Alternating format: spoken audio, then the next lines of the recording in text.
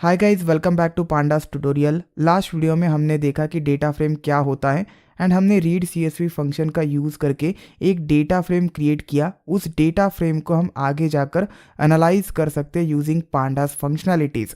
अब बात करते हैं how to create data frames using data frame constructor. Pandas library के अंदर एक कंस्ट्रक्टर है called as data frame. Data का डी कैपिटल, फ्रेम का एफ कैपिटल। डायरेक्टली आप इस कंस्ट्रक्टर को कॉल दे सकते हैं with some arguments and data frame create कर सकते हैं। इस केस में आपको एक्सटर्नल डेटा को लोड करने की ज़रूरत नहीं है, आप डायरेक्टली वहाँ पे क्रिएट कर सकते हैं। चलिए सिंटैक्स देखते हैं। This is the syntax pandas. इसकी जगह पर पीडी लिखेंगे क्योंकि हमने एलियास क्रिएट किया है पांडास के लिए, which is pd dot notation. Then इस कंस्ट्रक्टर को कॉल देना है डेटा फ्रेम। डेटा का डी कैपिटल, फ्रेम का एफ कैपिटल एंड देन इतने सारे आर्गुमेंट्स आप पास कर सकते हैं। सभी आर्गुमेंट्स डिफॉल्ट है, you can see default values here. सभी का डिफॉल्ट वैल्यू है none none none and so on. First argument is data. Data के तौर पर आप किसी भी इटरेबल को पास कर सकते हैं, चाहे वो लिस्ट हो सकता है, सेट हो सकता है, tuple, dictionary. There are lots of iterables available. Index represent करता है रो लेबल्स। आप रो लेबल्स यहाँ से पास कर सकते हैं। अगर पास नहीं करेंगे तो डिफ़ॉल्ट वैल्यूज़ यूज़ होगी।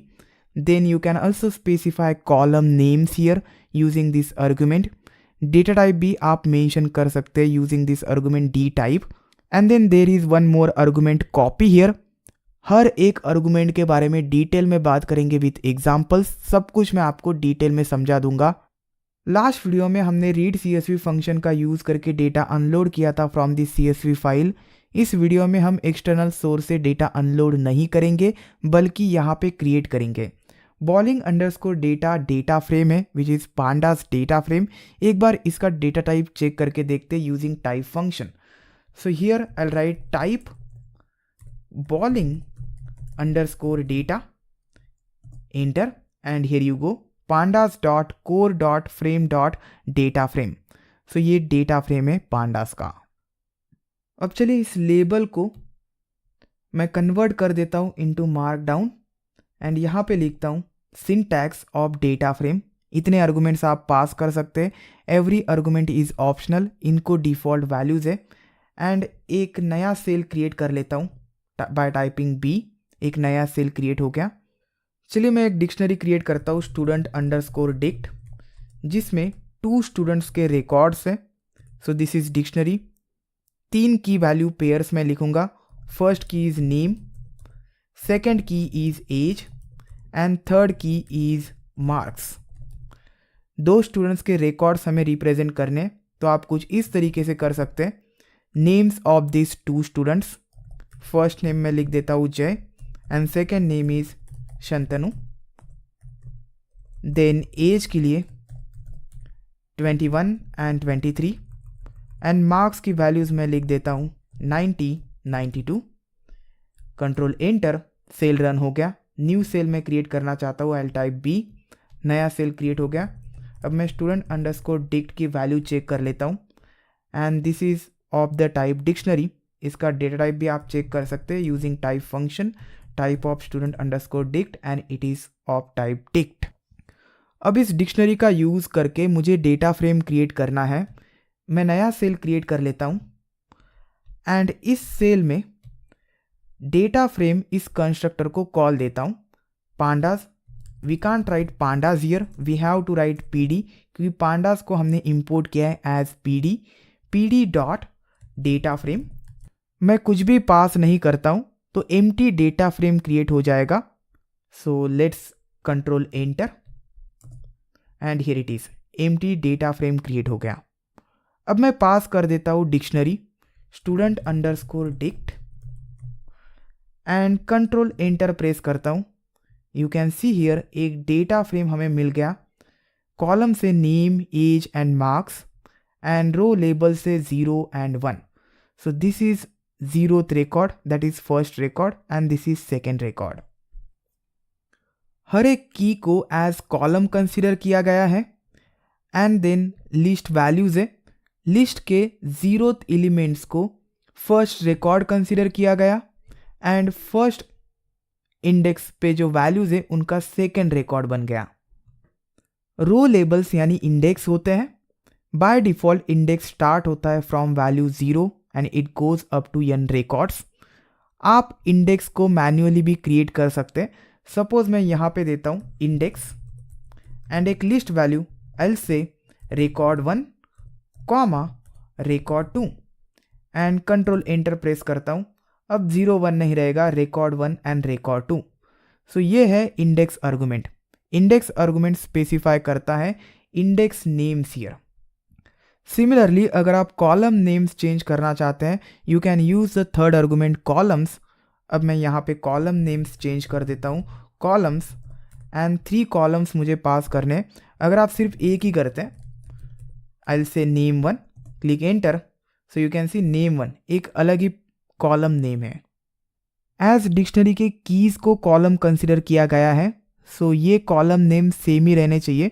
लेकिन सपोज मैं नेम की जगह पर सिर्फ एज पास कर देता हूँ, कंट्रोल एंटर, सो सिर्फ एज कॉलम मुझे मिलेगा। सपोज मुझे एक ही कॉलम चाहिए तो उस केस में ये आर्गुमेंट काम आता है। सपोज मुझे एज एंड मार्क्स चाहिए सिर्फ, so I can write age and marks, control enter, I got 2 columns age and marks. And suppose मुझे ऑर्डर डिफरेंट चाहिए कॉलम्स का, तब भी ये आर्गुमेंट काम आता है। सपोज मुझे सबसे पहले एज चाहिए, देन मार्क्स चाहिए एंड देन लास्ट पे नेम चाहिए and here is the order age marks and name. अगर आप इसे रिमूव कर देते हैं तो डिफ़ॉल्ट ऑर्डर फॉलो किया जाएगा same as that of dictionary name age and marks. So ये यूज़ होता है कॉलम्स आर्गुमेंट का एंड इंडेक्स आर्गुमेंट का। आई होप अब आपको कोई डाउट नहीं होगा। D type data type specify करता है, लेकिन इस केस में सभी कॉलम्स का जो डेटा है वो होमोजीनियस होना चाहिए, सिमिलर होना चाहिए, नहीं तो आपको एरर मिल जाएगा। अभी के लिए मैं डी टाइप स्पेसिफाई कर देता हूँ इंट 32 एंड कंट्रोल एंटर करता हूँ। You can C I got an error क्योंकि जो फर्स्ट कॉलम है नेम, इसका डेटा टाइप इंटीजर नहीं हो सकता। अब मैं str पास कर देता हूँ इंस्टेड, कंट्रोल एंटर करता हूँ। अब मुझे एरर नहीं मिला बिकॉज 21 को एंड 23 को कंसिडर किया गया है एज स्ट्रिंग ऑब्जेक्ट्स। सो इंटीजर वैल्यूज को आप स्ट्रिंग में कन्वर्ट कर सकते हैं। वी नो 21 को अगर कन्वर्ट करना है str में तो आप str इस कंस्ट्रक्टर को कॉल कर सकते हैं। str ऑफ 21 देखिए 21 इनसाइड कोट्स। लेकिन सपोज मैं इंटीजर करना चाहता हूँ ऑफ जय का इंटीजर नहीं हो सकता। This is not valid operation, value error, invalid literal for int with base 10।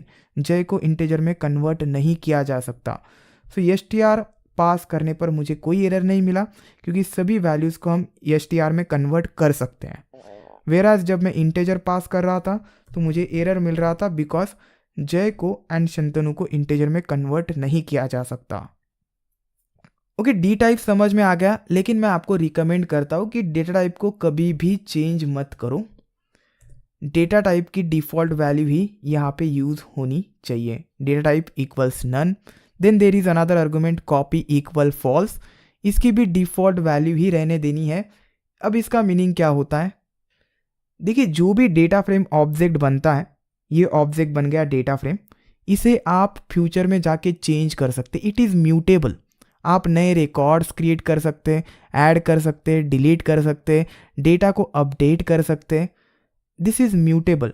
अब ये कॉपी आर्गुमेंट स्पेसिफाई करता है कि अगर आप कुछ चेंज करते हैं डेटा फ्रेम में तो वो चेंज ओरिजिनल डेटा फ्रेम में होगा या नया डेटा फ्रेम क्रिएट होगा, उसका एक copy data frame. Means original data frame को आप कभी भी चेंज नहीं कर सकते, जब भी आप चेंज करेंगे तो उसका एक कॉपी क्रिएट होगा। ये स्पेसिफाई करता है कॉपी आर्गुमेंट। अगर आप कॉपी इक्वल्स ट्रू स्पेसिफाई करते हैं तो इस केस में चेंज करने पर एक नया डेटा फ्रेम बनेगा एवरी टाइम। सो इसीलिए हमेशा इसे फॉल्स ही रखना है। फॉल्स स्पेसिफाई करने का मतलब है कि कॉपी मत बनाओ, ओरिजिनल डेटा फ्रेम में ही चेंज करो। We want mutable data frame, ताकि इसके ऊपर डेटा एनालिसिस कर सकें, इसे मॉडिफाई कर सकें, इसके ऊपर ऑपरेशंस परफॉर्म कर सकें। सो इस वीडियो में बस इतना ही। नेक्स्ट वीडियो में हम बात करेंगे how to create data frame using list, how to create data frame using dictionary. ये जस्ट एक वन एग्जाम्पल है। आपका डिक्शनरी अलग फॉर्मेट में भी एग्जिस्ट कर सकता है, तो कौन से फॉर्मेट के लिए किस तरीके का डेटा फ्रेम बनेगा, इसके बारे में हम बात करेंगे नेक्स्ट वीडियो में। Thanks for watching this video, will see you next time.